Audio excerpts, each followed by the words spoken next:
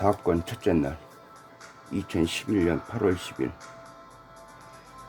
방송국 애견클럽 상황실은 말 그대로 북새통을 이룬다. 여기저기서 울리는 전화벨 소리와 키보드 두드리는 소리, 마치 시간을 앞질러 갈 것이냐 바빠 보인다. 귀찮은 듯 책상 위에서 찢어대는 전화기에 수화기를 집어들었다. 네, 방송국 애견클럽의 강순옥 작가입니다. 저기요, 우리 동네에 개가 수십 마리, 아니 더 많이 나타났어요. 그래서 제보 드리려고요. 개가 수십 마리가 동네에 갑자기 나타났다는 말인가요?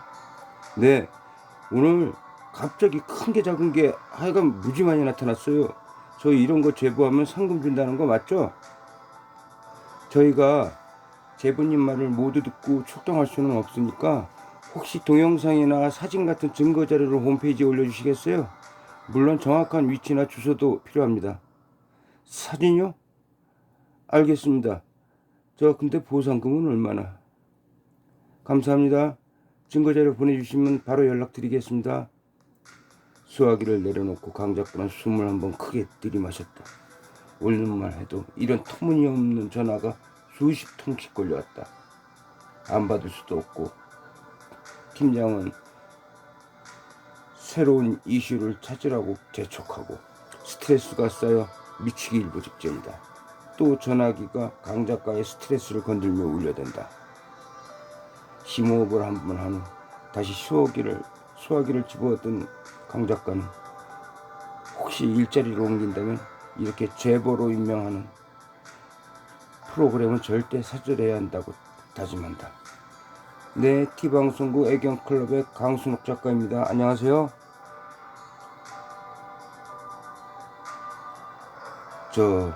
여보세요.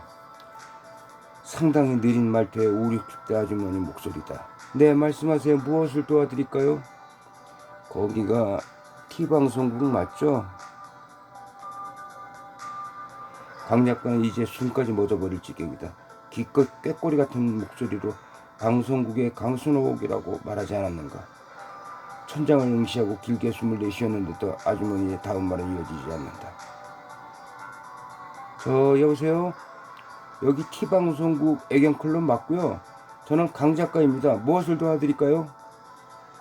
강 작가는 손가락 끝으로 막내 VJ를 호출했다. 눈이 마주치자 강 작가는 손으로 물을 마시는 제스처를 했다. 막내 VJ는 알아들었다는 듯 황급히 상황실을 밖으로 모습을 감췄다. 아주머니의 말이 그때서 이어졌다. 여기는 충청북도 보은인데요. 저희 동네에 글쎄 개들이 떼지어 나타났지 뭐래요? 한두 마리도 아니고 아이고 무시라. 아주머니, 그럼 그곳 주소 정확히 불러주시고요. 전화번호도 좀 불러주시겠어요? 그리고 제보 사진이나 동영상을 보내주시면 더욱 좋고요. 순간 강 작가는 앞이 하얗게 변하는 걸 느낄 수 있었다. 방금 전 제보한 젊은 남자와 같은 내용인데 젊은 친구에게 주소와 전화번호를 물었었나 안 물었었나. 깜빡깜빡한다. 아니, 깜빡해서는 절대 안 될 일을 저질러 버렸다. 큰일이다. 이런 사실을 팀장이 알면 죽사발이 될 것은 안 봐도 뻔한 일이다. 아주머니가 어렵게 입을 연다. 주소 전화번호는 가르쳐 드리겠는데 나는 사진 같은 건 몰라요. 그리고 별일 아니라고 벌금 내는 것 같으면 그냥 끊을래요. 아주머니, 절대 벌금 같은 건 없고요. 그런 건 걱정 안 하셔도 돼요. 오히려 내용이 좋으면 상금도 드린답니다. 겨우 전화 끊는 건 못 면했다. 주소와 전화번호를 메모한 강 작가는 잠시 생각에 잠겼다. 어느 날 갑자기 시골의 한적한 동네에 수십 마리의 개떼가 나타났다. 산으로 밭으로 한두 마리도 아닌 수십 마리가. 이 들개들은 바이러스에 걸려 가축이든 인명이든 닥치는 대로 물어 뜯어대고, 물론 이 인간들도 바이러스에 감염 좀비가 되어간다. 여기까지 생각하던 강 작가는 자기 생각에 자기 스스로도 민망한지 풋 하고 실수를 내뱉는다. 하긴 그 정도면 애견클럽이 아니라 9시 뉴스에 나와야 할 특종이지. 여하튼 한 동네에 수십 마리의 개가 나타났다면 이 역시 특종일 수 있다. 하지만 제보자를 모두 믿을 수는 없다. 들개 서너 마리가 돌아다녀도 수십 마리라고 이야기하는 사람들이 많기 때문이다. 우선 1차적인 확인을 해야 하는 것이 순서다. 이때 아이디어실에서 팀장이 문을 왈칵 열고 나온다. 얼굴을 보니 아마도 이번 주말에 나갈 방영 분량이 턱도 없는 모양이다. 이름은 곽규태, 나이는 42살. 키는 170cm 정도의 북어처럼 마르고 얼굴엔 광대뼈도 튀어나와 매우 신경질적으로 생겼다. 본인도 광대뼈 튀어나온 것이 콤플렉스인지 얼굴에 맞지도 않는 굵은 태안경으로 광대뼈를 의도적으로 가린 흔적이 엿보인다. 강 작가는 저 인간이 방송국에서 팀장이 되지 않았으면 개그맨이 됐을 거야 하고 생각한다.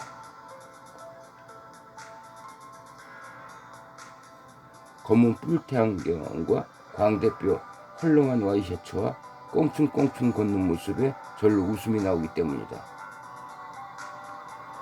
곽 팀장이 강 작가 옆으로 다가오더니 눈빛으로 묻는다.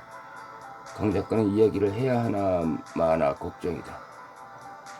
이런 분위기에 시골 아주머니 제보전화 하나로 모험을 할 수는 없는 노릇이다. 이때 컴퓨터에 알람이 울렸다. 강 작가는 제보 동영상이나 사진이 오르면 컴퓨터에 알람이 울리도록 해놨다. 제보 사진이 올라왔다. 사진에는 100m 정도 산에서 사진 찍는 쪽을 바라보는 들개들의 모습이 찍혀있다.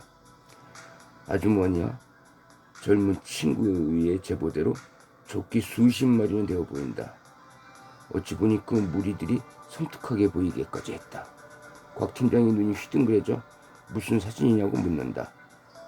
강 작가는 전화 2통의 이야기를 그대로 곽 팀장에게 전해줘 왔다. 강 작가, 막내 VJ 한 명 데리고 먼저 그 주소지로 당장 달려가서 사실 확인하고 전화 주면 우리 팀이 뒷차로 바로 출발할게. 4시간 정도면 되겠네. 응? 어서. 등 떠밀려 방송국 올라온 강 작가는 오늘 일진이 아까 그 젊은 남자의 전화부터 망가지기 시작했다고 생각했다.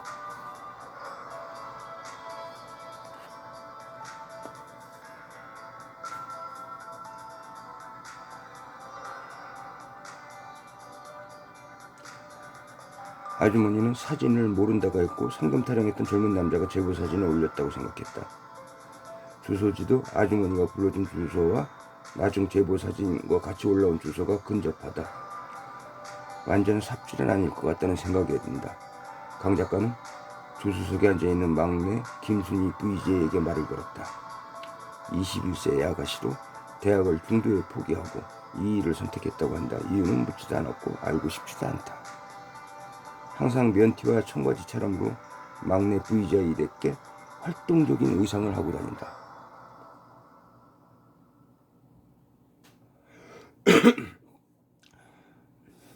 만일 개들이 촬영 도중 확 달려들면 어떡하지?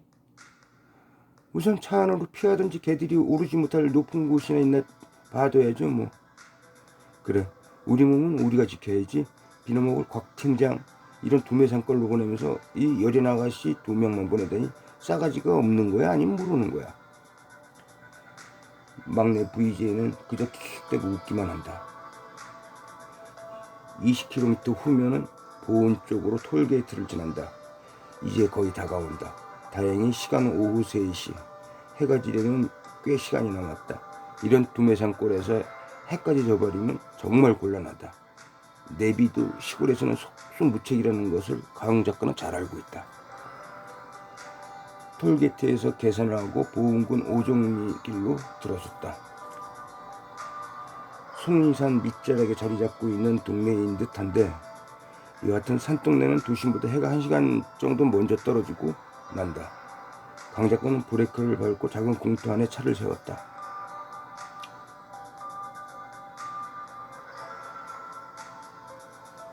막내야, 좀 더 가면 식당도 없을 것 같은데 우리 밥이라도 먹고 가자. 먹고 죽은 귀신 때깔도 좋잖아. 후닥닥 국밥을 말아먹고 나온 강 작가와 막내는 다시 가던 길을 재촉했다. 지독하고 야멸찬 곽 팀장은 서울 떠난 지 3시간이 지났는데도 전화 한 통 없다. 은근히 부하가 치면 강 작가가 푸념을 늘어놓는다. 말 매일 팀워크가 어쩌고 하더니 이런 게 팀워크야? 오지에 여자 둘 보내놓고 내가 얼른 재벌 이사랑 결혼해서 이 짓을 때려치우지 해야지. 성질나서 못해 먹겠네. 강 작가님 잠깐만요. 응? 막내가 강 작가의 푸념을 막고 한 곳을 손가락질한다. 조수석 30m쯤 전방돈에 들깨 2마리가 뭘 뜯어먹고 있다. 막내야, 손가락질하지 말고 얼른 렌즈질을 하란 말이야. 걔 비슷한 것만 있으면 무조건 증거자료로 담아야지. 차를 세운 뒤 조수석 창문을 내려 촬영하기에 편한 자세를 취했다. 차 세우는 소리에 2마리 개가 흠칫하더니 이내 산쪽으로 내달리기 시작했다. 그래도 무언가 아쉬운지 가끔 뒤를 돌아보며 멈칫하더니 다시 강 작가의 시야에서 사라지고 말았다. 막내가 잠시 찍은 들깨의 사진을 돌려보기 시작했다. 무언가 열중하고 개걸스럽게 먹어대던 들깨는 인기척에 멈칫하더니 이내 사라져버린다. 저 개가 제보자가 제보한 수십 마리의 개 중 일부일까? 무엇을 먹고 있었을까? 저런 논바닥에서. 가서 확인해 볼까? 또 쓸데없는 짓 하지 말고 어서 주소지로 가야 되겠다고 생각한 강 작가는 시동을 걸었다. 먼저 아주머니에게 위치 확인 부탁 전화를 걸었다. 10분 정도만 가면 아주머니가 운영하고 있는 작은 구멍가게에 도착 예정이다.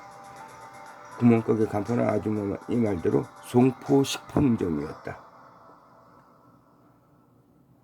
미닫이 문을 열고 가게 안으로 들어가며 강 작가는 일부러 큰 기침을 했다. T방송국에서 나왔습니다. 혹시 제보하신 아주머니 지금 계신가요? 전형적인 시골집을 개조해 만든 구멍가게 안에는 원탁과 플라스틱 의자들이 아무렇게나 놓여있다. 이어 그 안에서 인기척이 들린다.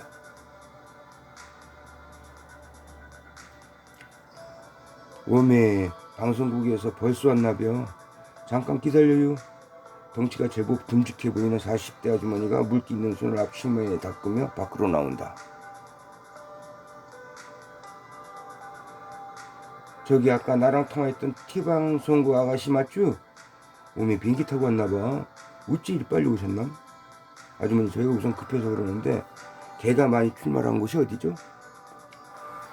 아가씨 둘이서는 다 못 잡을 텐데 엄청 많아요.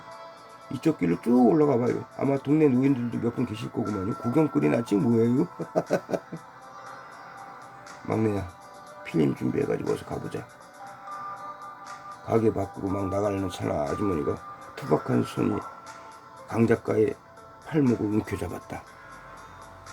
상금은 주고 가셔야죠. 이렇게 내빼버리시면 지가 섭하죠. 강 작가는 주머니에서 10만원권 상품권을 아주머니 손에 쥐어주고 후닥닥 산으로 올라갔다. 아니 이게 뭐래요? 수표요? 나는 현찰이 좋은데. 아주머니의 궁시렁 소리를 뒤로 한참 5분도 채 안 돼서 사람들의 웅성거림이 들려왔다. 동네 노인으로 보이는 노인 셋과 젊은 청년 1명, 동네 꼬마 둘 셋이 똑같이 한쪽을 가리키고 있다. 그것에 이름 모를 제보자가 보낸 사진 속의 무리들이 보였다. 얼핏 세어봐도 10마리는 넘어 보인다. 개 무리들은 안정되어 보이진 않은 상태로 서성이고 있었다. 강 작가는 곧바로 곽 팀장에게 전화를 걸어 제보는 사실이며 그 이상일 수도 있으니 보호관할 119에 전화해서 대원들과 같이 출동할 것을 요청했다. 막내는 본연의 자기 할 일에 매진되어 있다. 개무리들을 클로즈업하고 그 모습을 지켜보는 노인들의 모습과 육성을 녹음하고 있다. 강 작가는 그중 한 노인에게 인터뷰를 요청했다. 아저씨, 혹시 이 근처에 개를 전문으로 사육하는 시설이 있나요? 식육견 같은 개들을 키우는 막사 같은 것이 있나 해서요. 예? 내가 여기 송포리 이장인데 우리 동네엔 그런 사육장 없구만. 우리들도 개고기 사 먹으려면 읍내까지 가야 한다니까. 그런 것이 있으면 나한테 제일 먼저 신고해야 되는구먼. 내가 바로 송포리 이장이요. 아, 네네. 그렇군요. 그런데 저렇게 많은 개들이 어디서 갑자기 나타났을까요? 그건 나도 모르지. 날이 좋아서 지들도 신먹게 나온 거 아닌가? 그렇게 저렇게 몰려댕기지 아닌가? 이때 젊은 청년이 끼어든다. 아니요. 지가 저번에도 말씀드렸잖요. 웬 트럭이 저 산으로 개를 싣고 넘어갔다고요. 저 산 안에 개 키우는 데가 있을지도 몰라요. 야 이놈아, 네가 직접 본 것 아니면 쉽게 말하는 것이 아니여. 어느 놈이 내도 모르게 산속에서 개를 키우냐는. 잘 알지도 못한 어린 놈의 새끼가.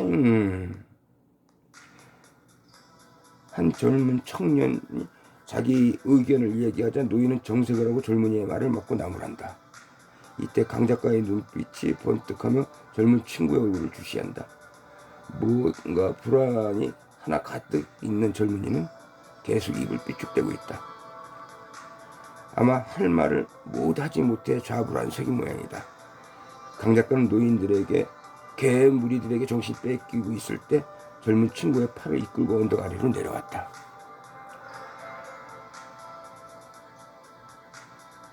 안녕하세요. 저는 T방송의 애경클럽 강 작가라고 합니다. 혹시 개를 싣고 갔다는 그 산 근처까지 저를 안내해 주실 수 있나요? 안내해 주시면 살해해 드리겠습니다. 예. 애견클럽 저도 잘 알구만요. 지가 홈페이지에 사진도 올려드렸는데요. 아, 그럼 저에게 전해주신 분이 맞나요? 잠깐만요. 그럼 지 엄니한테 잠깐 다녀온다고 말씀드리고 올게요. 엄니가 제 없으면 식사도 안 하셨어요? 젊은이는 바로 송포식품점 문을 열고 들어가 버렸다. 그럼 제보를 한 두 사람은 모자란 얘기인가? 강 작가는 머리가 띵하는 것을 느꼈다. 왠지 이번 일이 쉽지만은 않을 것 같은 예감이 불길하게 스친다. 이제 18살 정도 돼 보일 듯한 젊은 친구가 강 작가 옆을 지나쳐 조금 전에 내려왔던 언덕길 옆으로 나 있는 새길로 가로질러 산으로 향했다. 약간 모자라 보일 정도로 순박해 보이는 젊은이는 아무도 예상컨대 그렇게 가방끈이 길어 보이지는 않았다. 이놈을 믿고 깊은 산까지 들어가도 될까 하는 의문이 생겼지만 이내 도리지를 해버렸다. 다큐 작가 생활 10년이 넘었다. 이런 일에 고민을 할 레벨이 아니다. 더 위험하고 아득한 일도 다 겪고 이 자리에 온 강순옥 작가 아니던가. 이런 생각을 하고 있을 때 휴대폰이 울렸다. 곽 팀장이다. 나 이제 거의 도착했으니까 괜히 막내 데리고 유별 떨지 말고 기다려. 소방대원하고 같이 가고 있으니까. 알았어요. 빨리 와요. 빌어먹을 곽 팀장 냄새 하나는 잘 맞는 것은 개코 이상이다. 쓸만한 건이 있으면 항상 자기가 독차지하고 생색내기 일수다.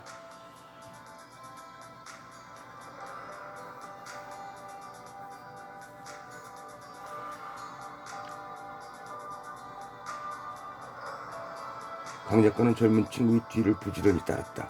이때 막내 VJ가 비명을 지르며 털썩 주저앉고 말았다. 숲속에서 개 한 마리가 겁을 먹은 듯한 눈망울로 우리를 주시하더니 막내의 비명 소리에 지가 더 놀라 모습을 감추어버린다. 막내야, 그런 건 비명을 지를 일이 아니라 렌즈질을 해야 된다니까 최대한 조용히. 아유, 죄송합니다. 걔가 무슨 종인지는 봤어? 코카스파니엘 종류인 것 같던데. 여기 그 트럭이 있어요. 내가 본 게 확실하다니까요. 산속에 일부러 털을 닦아놓은 듯 반듯해 보이는 공터가 있었고 그 뒤에 파란 트럭이 퀴퀴한 냄새를 풍기며 주차되어 있었다. 이때 막내가 강 작가를 툭툭 치며 차 밑을 가리켰다.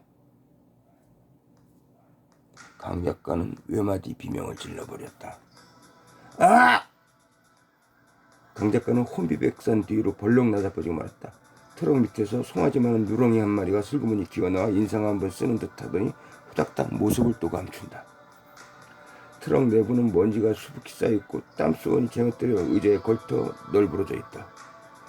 조수석 바닥에는 좋게 한 달은 모아놓은 듯한 빈 캔과 담뱃갑이나 뒹굴고 있다. 트럭 진칸에는 개털과 오물이 여기저기 묻어있고 트럭의 창도 운전석은 내려져 있었다. 강 작가는 소리쳤다. 여기 아무도 안 계세요? 누구 없어요? 젊은 친구는 좀 더 높은 곳으로 올라가 보려는데 산 위로 성큼 올라가기 시작했고 막내는 트럭 안의 모습까지 카메라에 담기 시작했다. 막내야, 주인 허락 없이 개인 사물을 찍는 것은 위법이야. 그만 찍어. 뭐 찍을 거 있니? 아, 네. 저는 꼭 무슨 범죄 현장에 온 것 같은 스릴이 느껴지네요. 사실 강 작가도 막내 VJ가 느낀 긴장감을 아까 전부터 느끼고 있었던 것은 마찬가지였다. 왠지 모를 긴장감, 애견클럽의 수많은 제보에 의해 전국 방방곡곡을 돌아다니며 수많은 촬영을 했지만 사실 이번 일은 왠지 등허리에 땀에 젖을 만큼 긴장감이 드는 건 사실이다. 산등성까지 올라와 젊은 친구가 여기요 하면서 손을 좌우로 흔들고 있다. 무엇인가 발견한 모양이다. 막내와 강 작가는 서둘러 젊은 친구가 손을 흔들고 있는 곳으로 올라갔다. 등성까지 올라 아래를 한 바퀴 돌려보니 오른쪽 골진곳 아래 흐름하게 지어진 판잣집이 음산한 기운을 내뿜으며 있었고 주변에는 집을 잃은 듯 들개들이 서성이고 있었다. 강 작가는 지금 본인이 얼마나 위험한 상황인지 짐작해보려고 잠시 생각에 잠겼다.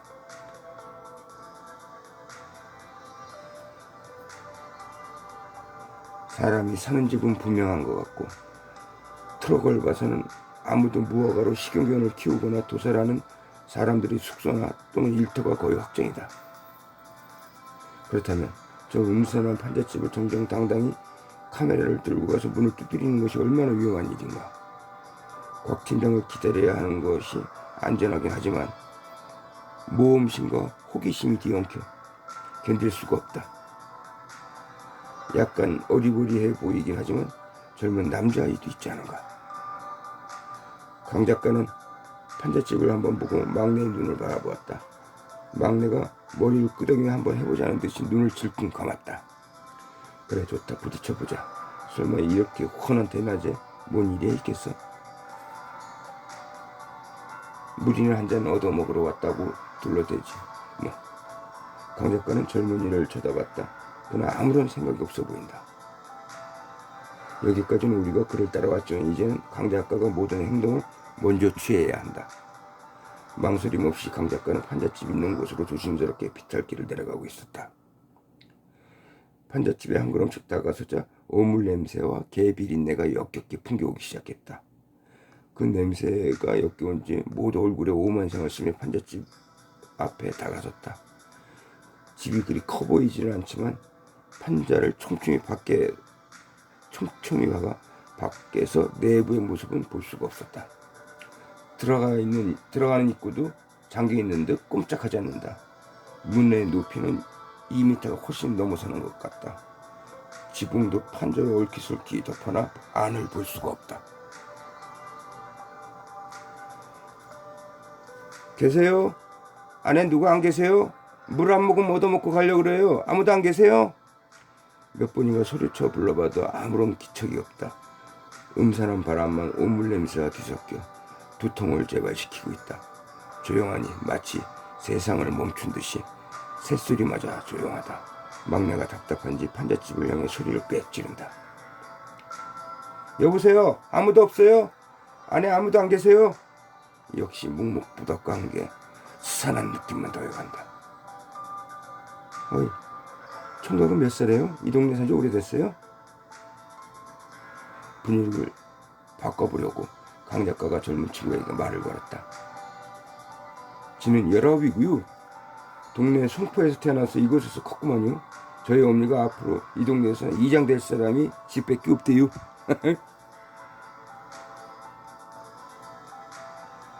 이름이 뭐예요? 19이면 내가 말 놔도 되죠? 난 36살이에요. 그러면요, 말 오셔요. 한참 막내인데요, 지가. 말을 특이라고 동생 하나 만드니 강 작가는 조금이나 마음이 놓이는 걸 느꼈다. 아무래도 이 이상은 아니다 싶어 곽 팀장에게 전화를 걸기 위해 휴대폰을 꺼내들었다. 사정 이야기를 하고 이곳으로 바로 달려와 주기를 부탁하기 위해서다. 그래도 스태프진들이 모두 모이면 그만큼 안정감이 생길 것이라는 기대감에서다. 그러나 휴대폰의 통화 수신 눈금은 단 한 개도 켜져 있지 않다. 막내 휴대폰 역시 마찬가지. 다시 송포식품점까지 나가는 수밖에 없다. 카메라 배터리도 다 떨어져가고 곽 팀장과 연락도 할 수 없으니 더 이상 생각할 여유가 없다. 송포식품점으로 나가서 그 빌어먹을 곽 팀장을 맞이해 줄 수밖에. 이때 막내가 어디선가 길다란 나뭇가지를 하나 들고 오더니 그 끝에 카메라를 테이프로 칭칭 동여매고 있다. 키높이는 어차피 안 되니까 카메라를 가지에 묶고 위로 올려서 안을 한번 찍어보죠. 어차피 안에는 아무도 안 계시는 것 같은데. 어때요, 강 작가님? 막내의 하는 모습이 대견하기만 한 강 작가는 웃음을 지으며 막내를 독려했다. 그래, 기특하다. 야, 박스 테이프는 언제 준비했니? 나중에 생기는 일은 모두 다 책임지게 한번 찍어보자. 카메라 후레쉬를 켠 상태에서 프레이를 해놓고 입구 문에서 카메라를 걸터 올려놓고 왼쪽 오른쪽으로 돌려가며 아내의 모습을 최대한 담기 위해 노력했다. 이때 젊은이가 말을 건넸다. 차라리 지가 담을 넘어가 들어가 볼까요? 안 돼요. 그건 무단 주거 침입이라 저떡죄와 같은 범죄예요. 그냥 이걸로 만족할게요. 사실 지금 촬영하는 것도 사생활 침해의 범죄다. 오늘 여기까지 하겠습니다. 과연 판잣집 안에서 무슨 일이 일어날까요? 소방대원과 함께 분명히 들어가긴 들어갈 텐데 거기에서 무슨 일이 일어날까요? 여기까지.